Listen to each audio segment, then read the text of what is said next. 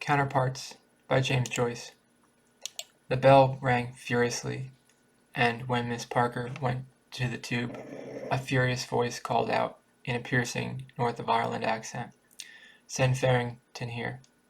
Miss Parker returned to her machine, saying a man who was writing at a desk, "Mr. Alien wants you upstairs." The man muttered, "Blast him," under his breath, and pushed back his chair to stand up. When he stood up, he was tall and of great bulk. He had a hanging face, dark wine-colored, with fair eyebrows and a mustache. His eyes bulged forward slightly, and the whites of them were dirty. He lifted up the counter and, passing by the clients, went out of the office with a heavy step.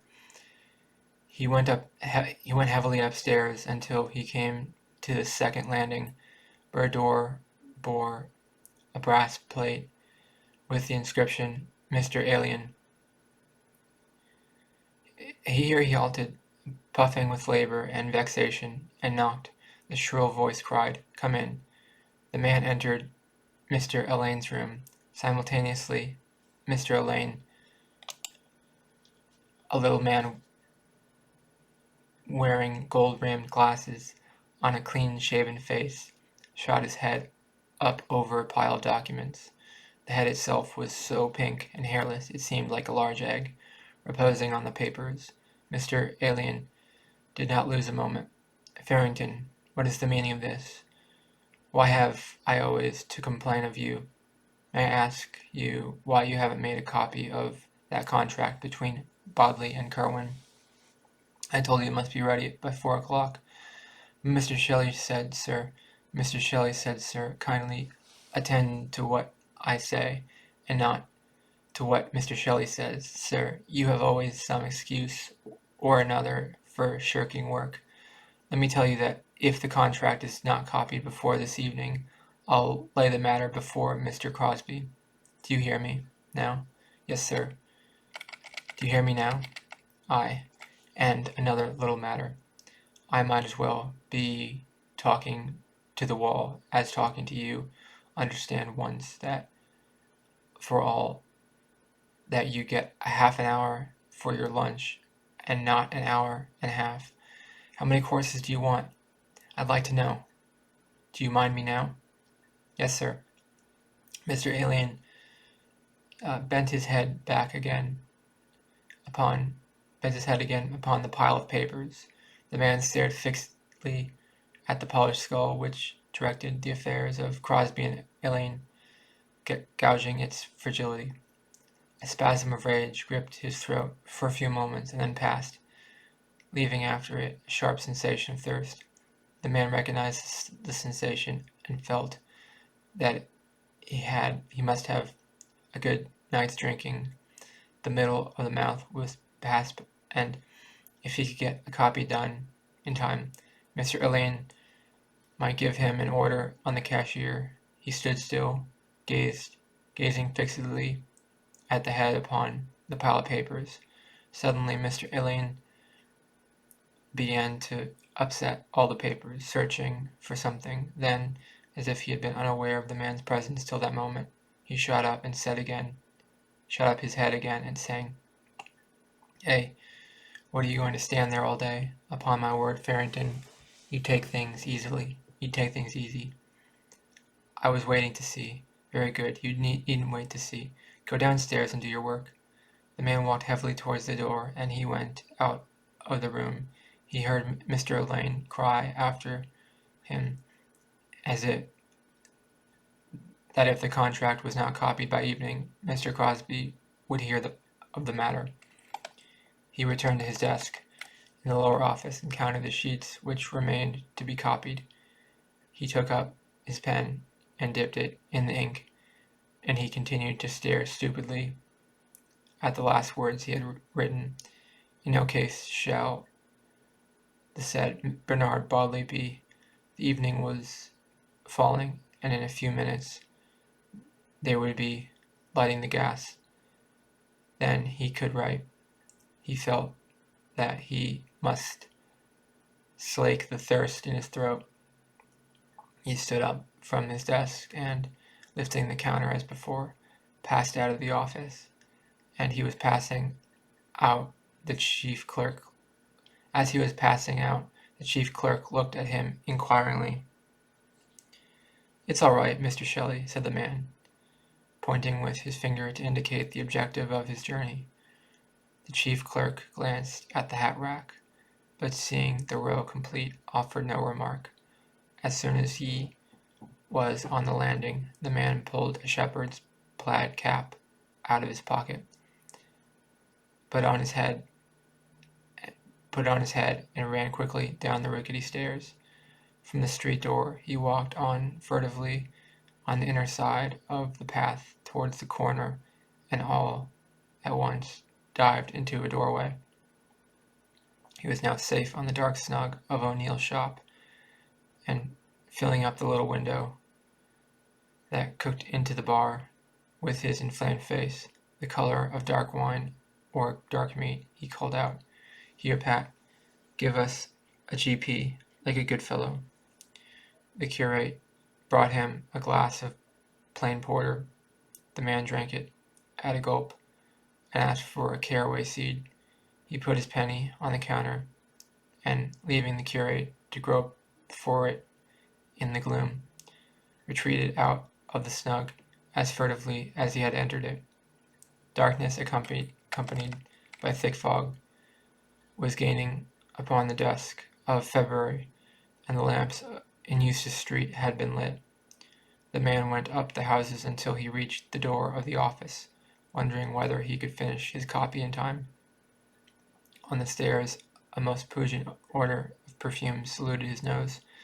Evidently Miss Delacour had come while he was out in O'Neill's. He crammed his cap back again into his pocket, and he re-entered the office, assuming an air of absent-mindedness. "Mr. Elaine has been calling for you," said the chief clerk severely. "Where were you?" The man glanced at the two clients who were standing at the counter as if to intimate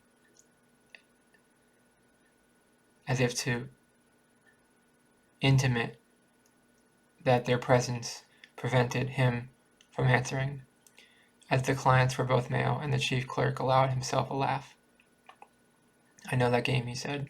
5 times in one day is a little bit.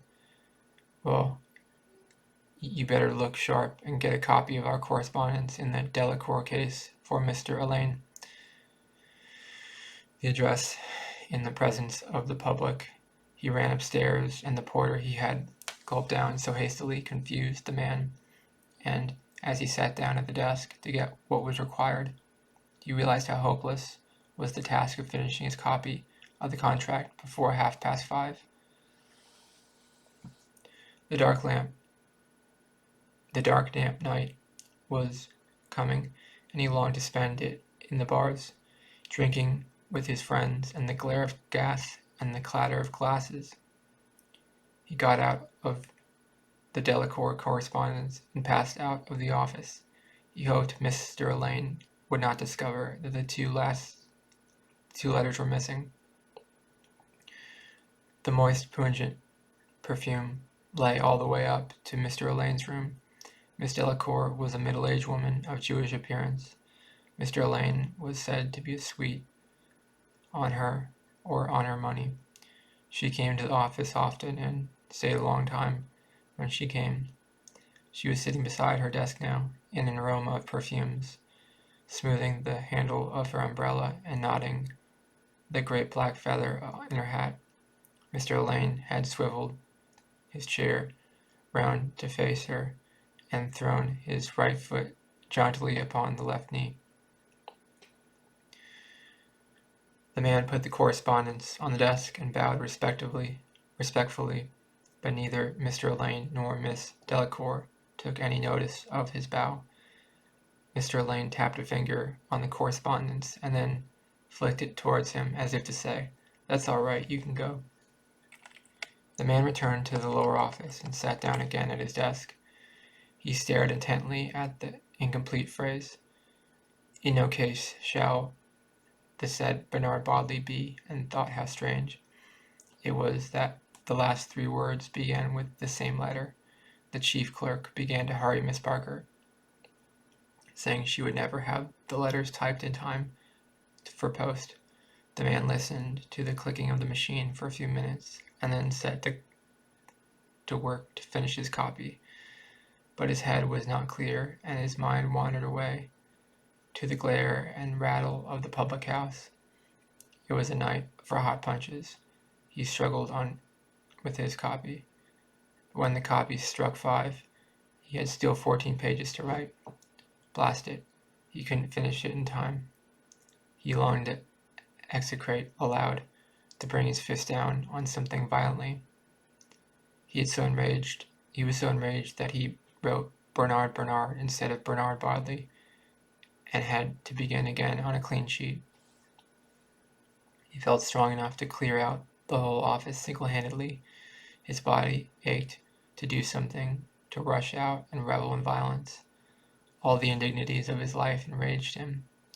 Could he ask the cashier privately for an advance? No, the cashier was no good. No damn good. He wouldn't give it an advance. He knew where he would meet the boys. Leonard and O'Hallahan and Noisy Flynn. The barometer of his emotional nature was set for a spell of riot. His imagination had so abstracted him that his name was called twice before he answered. Mr. Lane and Miss Delacour were standing outside the counter, and all the clerks had turned round in anticipation of something. The man got up from his desk. Mr. Lane began a tirade of abuse, saying the 2 letters were missing. The man answered that he knew nothing about them, that he had made a faithful copy. The tirade continued. It was so bitter and violent that the man could hardly restrain his fist from descending upon the head of the mannequin before him. I know nothing about the other 2 letters, he said stupidly. You know nothing? Of course you know nothing, said Mr. Lane. Tell me, he added, glancing first for approval from the lady beside him. Do you take me for a fool? Do you think me an utter fool? The man glanced from the lady's face to the egg-shaped head and back again, and almost before he was aware of it, his tongue had found a felicitous moment. I don't think, sir, he said, that's a fair question to put to me. There was a pause in the very breathing of the clerks. Everyone was astounded, the author of the witticism no less than his neighbors, and Miss Delacour, who was a stout, amiable person, began to smile broadly. Mr. Alleyne flushed to the hue of a wild rose, and his mouth twitched with a dwarf's passion. He shook his fist in the man's face till it seemed to vibrate like a knob on some electric machine. You impertinent ruffian! You impertinent ruffian! I'll make short work of you. Wait till you see. You'll apologize to me and your impertinence, or you'll quit the office instanter. You'll quit this, I'm telling you, or you'll apologize to me. He stood in a doorway opposite the office, watching to see if the cashier would come out alone. All the clerks passed out, and finally the cashier came out with the chief clerk. It was no use trying to say a word to him. When he was with the chief clerk, the man felt that his position was bad enough. He had been obliged to offer an abject apology to Mr. Alleyne for his impertinence, but he knew what a hornet's nest the office would be for him. He could remember the way in which Mr. Alleyne had hounded little Peake out of the office in order to make room for his own nephew. He felt savage and thirsty and revengeful, annoyed with himself and with everyone else. Mr. Alleyne would never give him an hour's rest. His life would be hell to him. He had made a proper fool of himself this time. Could he not keep his tongue in his cheek? But they had never pulled together from the first. He and Mr. Elaine, ever since the day Mr. Elaine had overheard him mimicking his North of Ireland accent to amuse Higgins, Miss Parker, and that had been the beginning of it. He might have tried Higgins for the money, but sure Higgins never had anything for himself. A man with 2 establishments to keep up. Of course he couldn't. He felt his great body again aching for the comfort of the public house. The fog had begun to chill him, and he wondered could he touch Pat and O'Neill's. He could not touch him for more than a bob, and a bob was no use. Yet he must get money somewhere or other. He had spent his last penny for the GP, and soon it'd be too late for getting money anywhere. Suddenly, as he was fingering his water chain, he thought of Terry Kelly's pawn office on Fleet Street. That was the Dart. Why didn't he think of it sooner? He went through the narrow alley of Temple Bar quickly, muttering to himself that they could all go to hell because he was going to have a good night of it. The clerk in Terry Kelly's said a crown, but the consignor held out for 6 shillings. The cosigner held out for 6 shillings, and in the end, the 6 shillings was allowed him literally. He came out of the pawn office joyfully, making a little cylinder of the coins between his thumb and fingers. In Westmoreland Street, the footpaths were crowded with young men and women returning from business, and ragged urchins ran here and there, yelling out the names of the evening editions. The man passing through the crowd, looking on the spectacle generally with proud satisfaction, and staring masterfully at the office girls. His head was full of the noises of the tram, gongs, and swishing trolleys, and his nose already stiffed with the curling fumes punch. As he walked on, he preconsidered the terms in which he would narrate the incident to the boys. So I just looked at him coolly, and looked at her.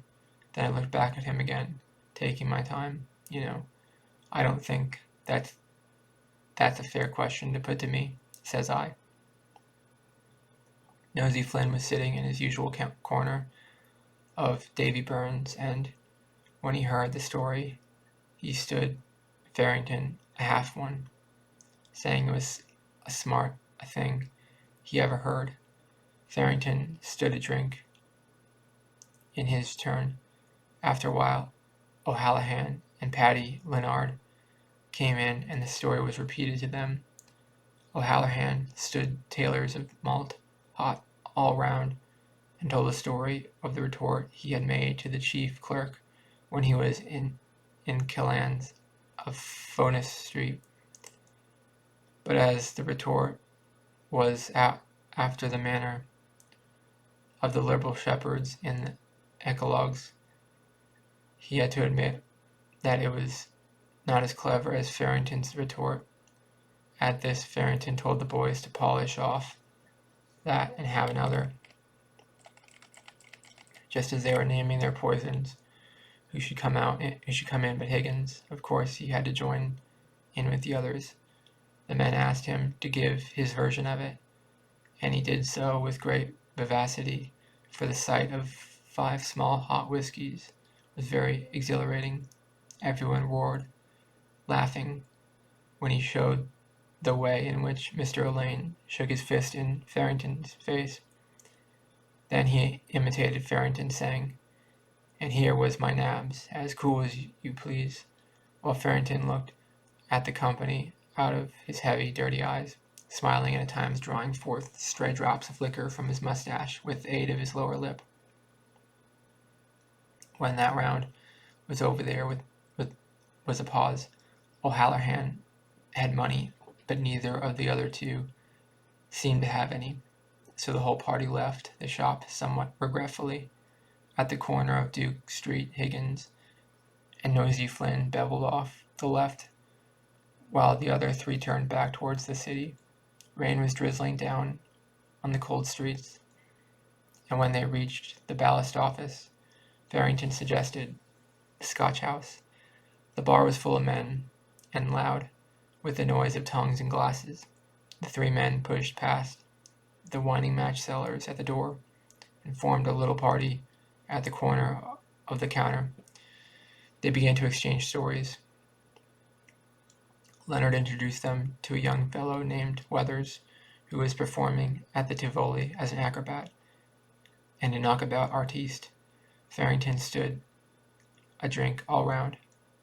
Weathers said he would take a small Irish and Apollinaris. Farrington, who had definite notions of what was that, asked the boys would they have an Apollinaris too, but the boys told him to make theirs hot. The talk became theatrical. O'Halloran stood a round, and then Farrington stood another round. Weathers protesting that the hospitality was too Irish, he promised to get them in behind the scenes and introduce them to some nice girls. O'Halloran said that he and Leonard would go, but that Farrington wouldn't go because he was a married man, and Farrington's heavy, dirty eyes leered at the company in token he understood he was being crafted. Weathers made them all have just one little tincture at his expense and promised to meet them later on Mulligan's in Poolbeg Street. When the Scotch House closed, they went round to Mulligan's. They went into the parlour at the back, and O'Halloran ordered small, hot specials all round. They were all begging to feel mellow. Farrington was just standing another round when Weathers came back. Much to Farrington's relief, he drank a glass of bitter this time. Funds were getting low, but they had enough to keep them going. Presently, two young women with big hats and a young man in a check suit came in and sat at the table close by. Weathers saluted them and told the company that they were out of the Tivoli. Farrington's eyes wandered at every moment in the direction of one of the young women. There was something striking in her appearance. An immense scarf of peacock blue muslin was wound round her hat and knotted in a great bow under his chin, and she wore bright yellow gloves, reaching to the elbow. Farrington gazed admiringly at the plump arm, which she moved very often and with much grace, and when, after a little time, she answered his gaze, he admired still more her large dark brown eyes. The oblique staring expression in them fascinated him. She glanced at him once or twice, and when the party was leaving the room, she brushed against his chair and said, "Oh, pardon," in a London accent. He watched her leave the room in hope that she would look back at him, but he was disappointed. He cursed his want of money and cursed all the rounds he had stood, particularly all the whiskies and Apollinaries which he had stood to Weathers. If there was one thing he hated, it was a sponge. He was so angry that he lost count of the conversation of his friends. When Paddy Leonard called him, he found that they were talking about feats of strength. Weathers was showing his biceps muscle to the company and boasting so much that the other two had called on Farrington to uphold the national honor. Farrington pulled up his sleeve accordingly and showed his biceps muscle to the company. The two arms were examined and compared, and finally it was agreed to have a trial of strength. The table was cleared, and the two men rested their elbows on it, clasping hands. When Paddy Leonard said go, each was to try to bring down the other's hand on the table. Farrington looked very serious and determined. The trial began. After about 30 seconds, Weathers brought the opponent's hand down slowly on to the table. Farrington's dark wine-colored face flushed darker still with anger and humiliation at having been defeated by such a stripling. "You're not to put the weight of your body behind it. Play fair," he said. "Who's not playing fair?" said the other. "Come on again." The two best out of three. The trial began again. The veins stood out on Farrington's forehead, and the pallor of Weathers' complexion changed to peony. Their hands and arms trembled under the stress. After a long struggle, Weathers again brought his opponent's hand slowly on the table. There was a murmur of applause from the spectators. The curate, who was standing beside the table, nodded his red head towards the victor and said with a stupid familiarity, "Ah, that's the knack." "What the hell do you know about it?" said Farrington fiercely, turning on the man. "What do you put in your gab for?" "Shh," said O'Hallahan, observing the violent expression of Farrington's face. "Pony up, boys. We'll have just one little schmahan more, and then we'll be off." A very sullen-faced man stood at the corner of O'Connell Bridge, waiting for the little Sandymount tram to take him home. He was full of smoldering anger and revengefulness. He felt humiliated and discontented. He did not even feel drunk, and he had only 2 pence in his pocket. He cursed everything he had done for himself in the office, pawned his watch, spent all his money, and he had not even got drunk. He began to feel thirsty again. He longed to be back again in the hot, reeking public house. He had lost his reputation as a strong man, having been defeated twice by a mere boy. His heart swelled with fury, and when he thought of the woman in the big hat who had brushed against him and said pardon, his fury nearly choked him. His tram led him down at Shelbourne Road, and he steered his great body along in the shadow of the wall of the barracks. He loathed returning to his home. When he went to the side door, he found the kitchen empty and the kitchen fire nearly out. He bawled upstairs, "Ada, Ada!"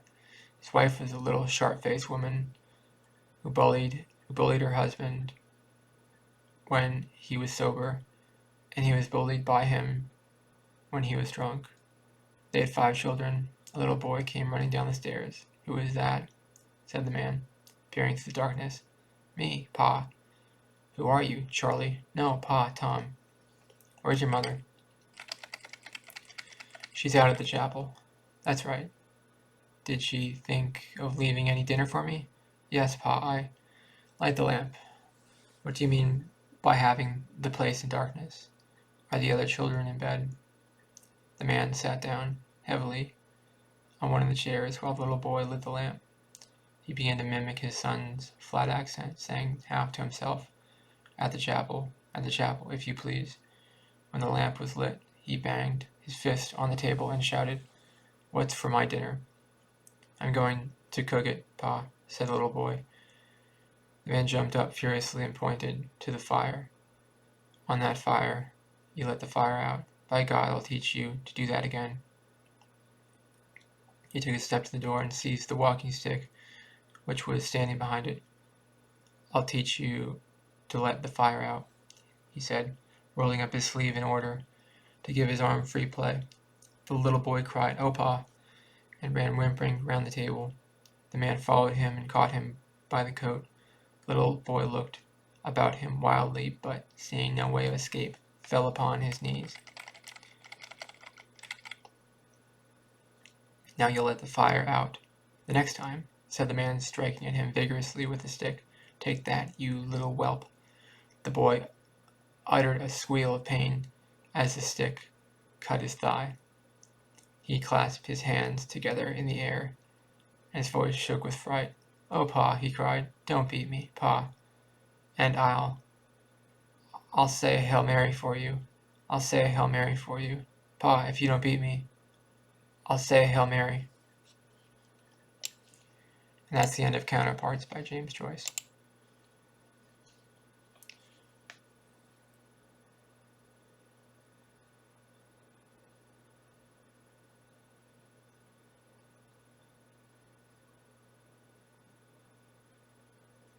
I thought that was a sad story.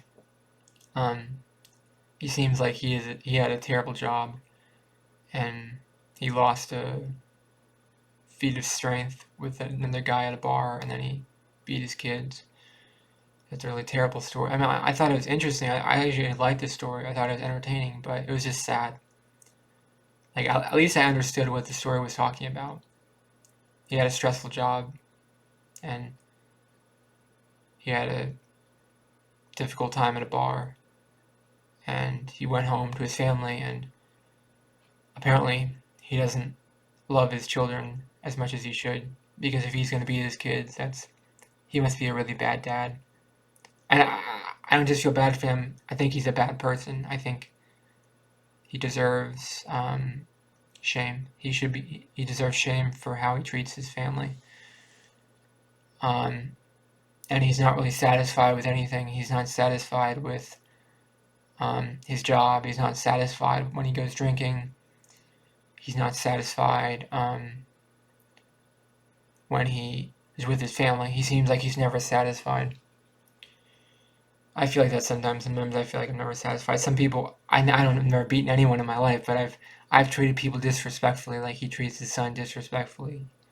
I never beat anyone before, but I understand what it's like to treat people poorly. I've treated people poorly in my life, and I understand the motivation to do something like that. I would never treat someone that poorly as to beat them up, but people have done that to me. My dad never treated me like that. My dad always loved me and treated me with the most care I could ask for. My dad always treated me well. I think that happened more 100 years ago when the story was written. There was more parents beating their kids, and that was more common 100 years ago than it is today. It still happens today all the time, but it was more common 100 years ago. Now it's politically incorrect to do that. So the world is changing. Things are getting better. And that kind of messes up the kid when the father does that to the kid, because the kid believes that his father doesn't love him if he does that, and he's more likely to do that to his kid and basically not treat your child with love. And that's really terrible. That's a terrible thing. Anyways, let me know in the comments below, what did you think of Counterparts by James Joyce. I really liked it. It was sad, but I thought it was entertaining to read. I don't know. I might have a sick mind, but I thought it was entertaining to read, because I'm in a dark place right now, and I kind of relate to people in a dark place who are miserable, because I feel miserable too, so I understand. My misery doesn't lead to that point, but I understand why someone's misery would lead them to that point, and I relate to that emotion. Even if I don't take my misery, turn into anger, I do still feel misery, even if I don't turn into anger. I get that.